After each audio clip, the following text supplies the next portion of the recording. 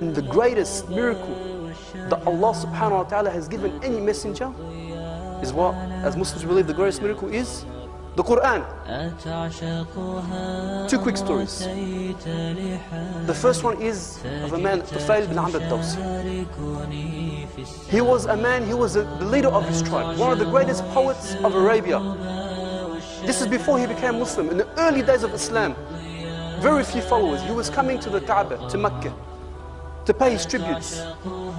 So the people of Quraysh, they said what? They said, if he comes, now if he comes, and he hears the words of the Quran, he might become Muslim. If the leader of a tribe becomes Muslim, what happens after that? The whole tribe follows. So we better stop this. So what they did, they went out and met him outside of Mecca. They intercepted him. They said to him, look, there is a man amongst us. He's causing division between father and son, between husband and wife, between brother and brother. He's casting spells. He casts demons on people. We are advising you, don't enter the city. So he thought about it and said, you know what, I've already come all this way, I'm going to at least just pay my tributes to the Kaaba and then leave. They said to him, okay, but if you hear his words and you recognize him straight away, if you hear them, take these two corks and plug your ears and run. So he goes, and as he's doing tawaf around the Kaaba, who's there praying? The Prophet ﷺ. And he's reciting the Quran. As soon as he hears those sweet words, he recognizes this is the man they're warning him about. So what does he do? He plugs his ears and he takes the bowl. As he's running, he says, what am I doing? I'm the leader of my tribe. I am the greatest poet in Arabia.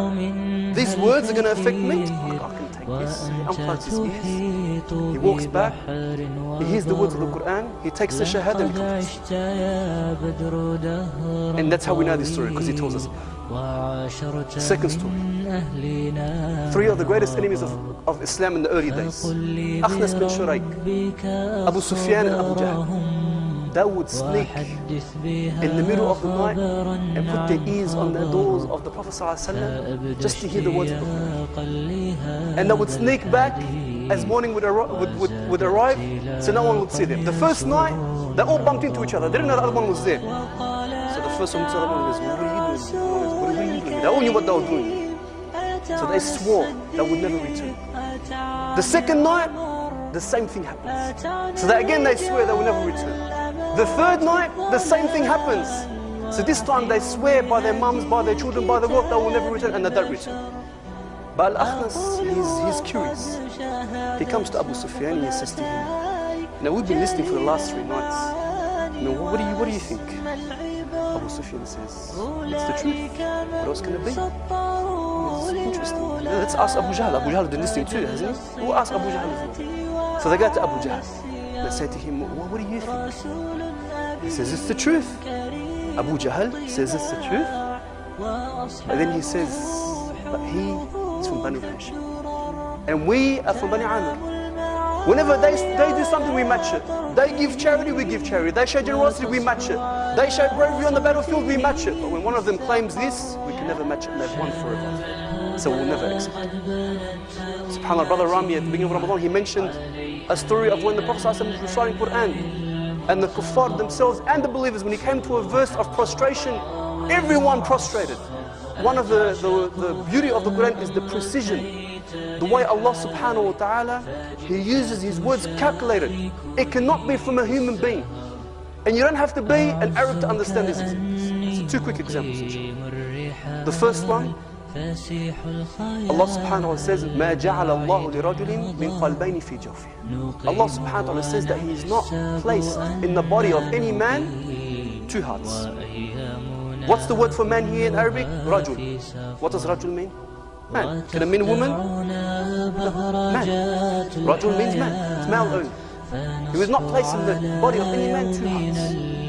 And this verse is talking about we only have 1 heart, so we can have 1 intention. You can't have, for example, in the one person can't feel iman and kufr at the same time.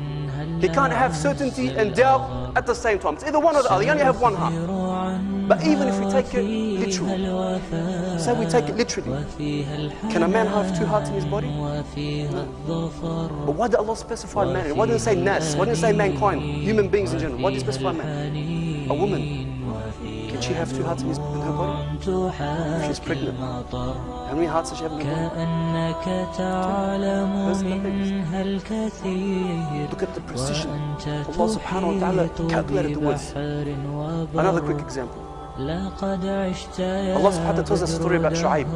He says, وَإِلَى مَدْيَنَ أَخَاهُمْ شُعَيْبًا. And to the people of Madyan we sent their brother Shu'aib. أَخَاهُمْ, their brother Shu'aib. Madyan means 2 things. Keep this in mind. Madyan is the city, the name of the city. Also the name of the people. The people are from Madyan and then there's the Madyan people. So Shu'aib was from their tribes. Allah subhanahu wa ta'ala, وَإِلَى مَدْيَنَ أَخَاهُمْ شُعَيْبًا, their brother Shu'aib. Now in another surah, Surah Al-Shu'ara, Allah subhanahu wa ta'ala mentions many different prophets. And He says, وَإِذْ قَالَ لَهُمْ أَخُوهُمْ نُوحٌ. When their brother Nuh said to their people. Lut, وَإِذْ قَالَ لَهُمْ أَخُوهُمْ لُوطٌ. When their brother Lut said to them. وَإِذْ قَالَ لَهُمْ أَخُوهُم هُودٌ. When their brother Hud said to them. وَإِذْ قَالَ لَهُمْ أَخُوهُم صَالِحٌ. When their brother Salih said to them, brother, brother, brother, brother. When it comes to Shu'aib, what does it say? وَإِذْ قَالَ لَهُمْ شُعَيْبٌ. What happened to Akhum? It's removed. It's omitted. Why? Even though in other parts of the Quran, Allah says, وَإِلَى مَدْيَنَ أَخَاهُمْ شُعَيْبًا. He mentioned their brother. Why in this surah did Allah subhanahu wa ta'ala take away the word Shu'aib? Or take away the word their brother? The people of Madyan had another name. Anyone know the other name? Ashabul Aika. The people of the Aika. The Aika was a tree that they used to worship. In this surah, Surah Al-Shu'ara, Allah refers to them as what? People of Madyan or Ashabul Aika? Ashabul Aika. This was their religion. They used to worship this tree. When it comes to being part of their tribe, is Shu'aib their brother? Yes. When it comes to their religion, is he their brother? Allah subhanahu wa ta'ala removed this. The precision in the Quran. That's why Allah subhanahu wa ta'ala says, had this book been from other than Allah, you would find many errors in it. And wallahi, we can stand here and we give examples after examples after examples. There is nothing as perfect as the Quran. This is the greatest miracle.